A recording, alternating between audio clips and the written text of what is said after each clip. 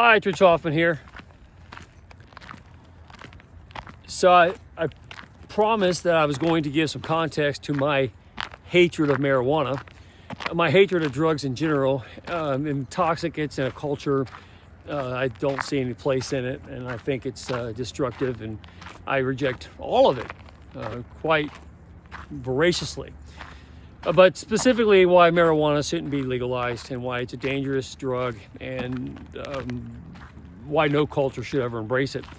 So my context for that, I think, can best be articulated by a fairly recent discovery, and this has been talked about for years, but it's confirmed. There's a temple site, large temple dedicated to, it's a high place, so it could have been to Baal, it could have been Ashtoreth, could have been to during different reigns of administrations, could have been to Yahweh, but it was a high place temple, 35 miles south of Jerusalem, Tel Arad, and a very large complex down in the desert, about an hour and a half drive out of Jerusalem.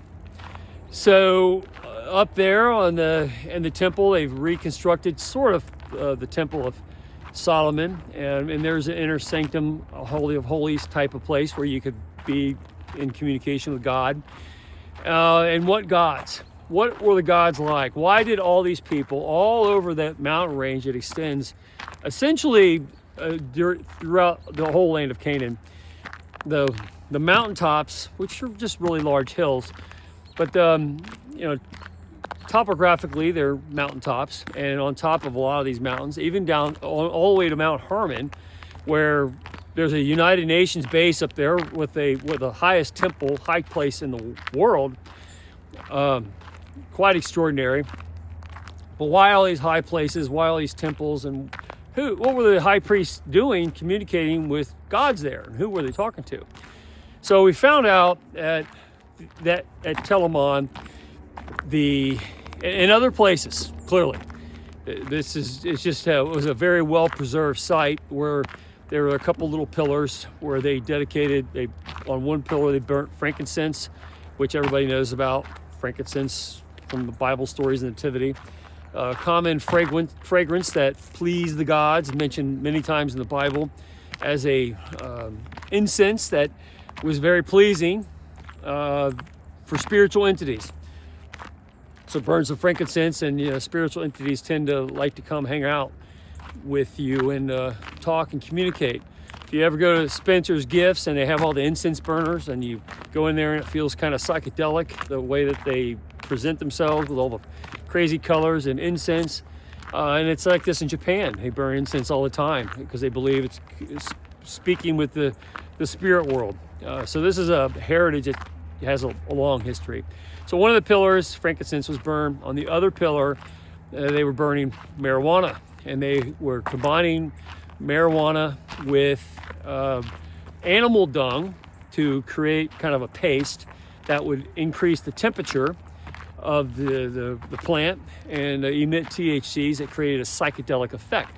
So when the smoke would fill the air, it created a psychedelic experience. And so when you go and read about all these different characters that are interacting with the psychedelic temple worship on these high places, whether it was to Baal or whoever it was, could have been Yahweh, could have been anybody, Moloch, Ishtar, whoever they were. Who were they talking to? Because they did this for thousands of years, and they weren't doing it because they didn't get any reaction. They obviously had a reaction that they believed in, and they continued to practice those efforts. So who was it that they were talking to? Well, I think in recent years we've discovered a lot of that. There's been some great work. This book just came out fairly recently, and I've talked about ayahuasca a lot. I'm totally anti-drug about everything. I don't need to take drugs to go get into this stuff. I'm not someone who listens to anybody, so I certainly don't go out looking for ways to listen to spiritual entities. But I am interested in people who have done some research into this, and here's a book that just came out this year, and Graham Hancock has done some wonderful work in his books on drug use and is it the missing link between how cross cultures over prehistoric periods up to the modern times are really essentially speaking to the same entities? And who are they talking to? And I think that this is a book. This is called The Illustrated Field Guide to DMT Entities. I think it's a remarkable book. The writers of this book, I probably wouldn't spend much time with talking to, because they go out and take psychedelics and talk to these guys all the time. And they made a little book about them. If you look, you see the characters. There's all kinds of little UFO characters, grays, and crazily colorful, conscious expanding kind of the kind of posters you see when under black lights at Spencer's gift shop. Really trying to recreate with that artwork what you get under psychedelic experiences. And is the psychedelic experience a generation of the mind, or is it, or are you actually tapping into something outside yourself, something that's bigger than just your sovereignty? Now, I'm not one who's going to say there's anything bigger than your individual self, because I think the purpose of life is to develop an individual self and to mature it into some use in the world, not to become part of a collective whole. Where a lot of these drug psychedelic users think that you're stripping away the self to become part of a greater consciousness, which these characters are all about. In modern science, and they call it pseudoscience, but I think if you start studying the effects of DMT on the drug users and their interactions with characters that aren't exactly dreamlike, that the hallucinogenic apparatuses that they deal with under that influence is likely hyperstimulating their brain, and they're seeing more than that's always there, but they're reaching outside their color palette that they normally see in a living life. I often talk about kids. Kids, when they're born, have no discrepancy on interacting with the spirit world, because they haven't learned not to interact with them. But when you start getting the habits, your everyday routines, the path you drive to work, the spouse you kiss every morning before you leave to go do your job, the kids, you get into a routine of assumption, and you start building your entire life around those assumptions. But when you're a child or no longer living or in your dream realm, you tend to be interacting outside your normal realm of experience. And people who take these DMTs, they'll tell you that they're not sure if it's even people like these guys who write these books and chronicle their experiences with those elements that are often very similar to UFO encounters. They have these experiences that they're, I think, scientifically chronicling. Even though I disagree with I wouldn't do it myself, I think it provides an answer to what we're finding out if you connect the actual archaeological evidence that's found in these high places like Tel Arad, which was remote and preserved because it was so remote out in the middle of nowhere, and it didn't have a whole lot of cantankerous occupations that destroyed the evidence. And then you start saying, well, why did they do it, and what were they doing, and why were they burning marijuana on an altar to provoke and speak to these things? Because the heat from the cow or from the animal dung then provoked this psychedelic experience where they're able to talk to the characters in that book I just showed you. And you see this all over the world. You see it in all the shaman cultures. It's a common effort. And if like to answer the question, how did the Ten Commandments end up in central Ohio? Well, because I always talk about the Newark Holy Stones. How could you have something like that? And I think that before Columbus, humans were traveling all over the world. There were rises and falls of cultures that had seafaring ability. But how did they know? How did they talk? And who were they talking to? And I think what you find is there's a layer of politics in this spirit world, and they want to use human bodies. This is conjecture at this point, because you don't really know, because we're talking about a living reality dealing with interdimensional beings. What do the interdimensional beings want from our reality? And there's obviously a political motive, which is where I'm interested in. That's why I study this stuff.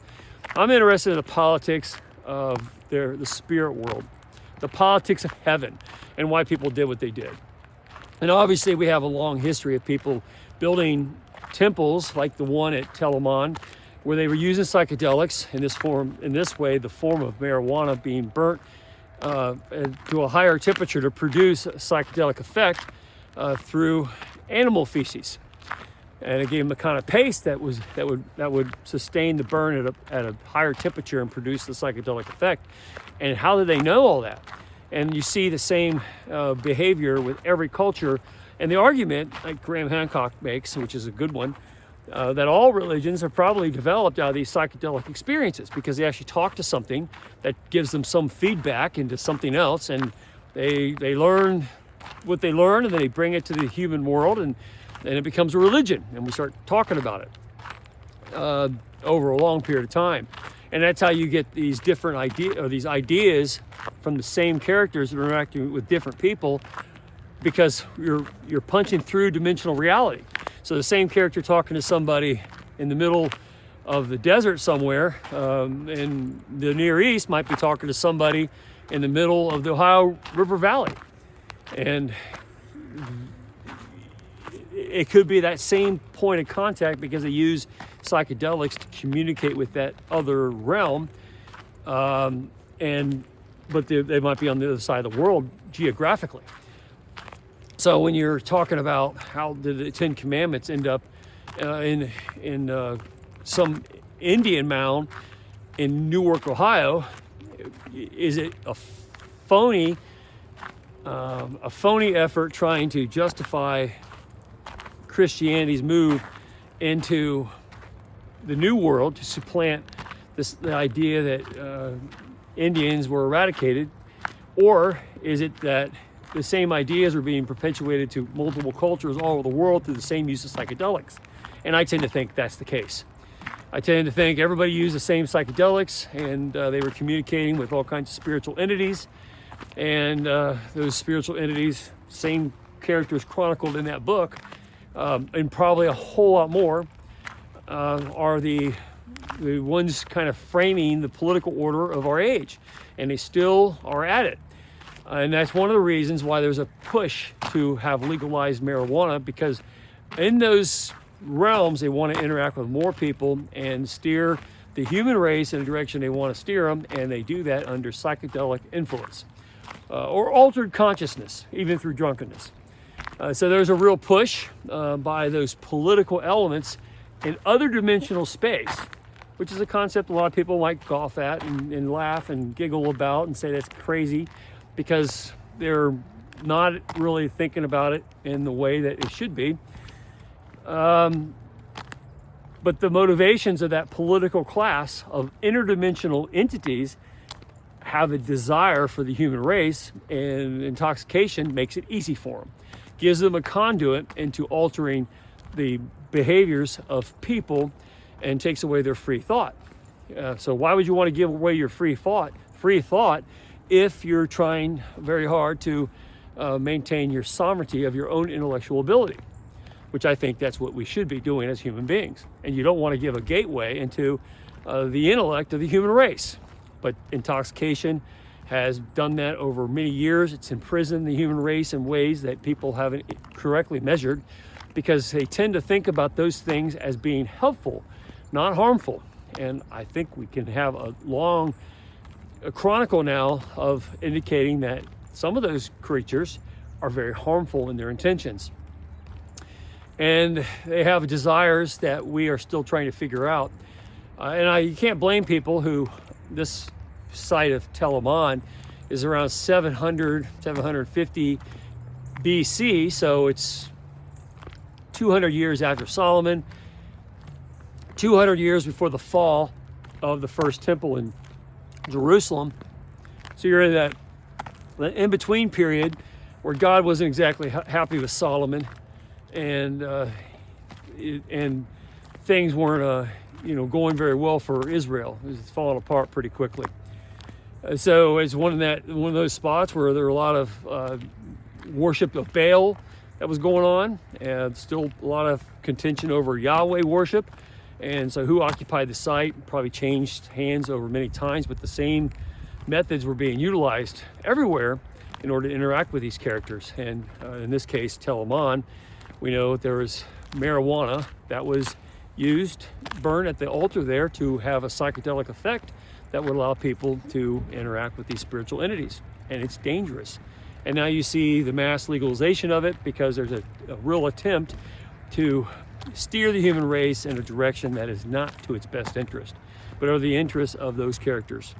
So that's why I'm against legalization of marijuana. Anyway, it's Rich Hoffman here. Share, subscribing. Tomorrow a better day. If you haven't read my book, The Gunfighter's Guide to Business, I think you'll love it. Anyway, have a good day. See you later.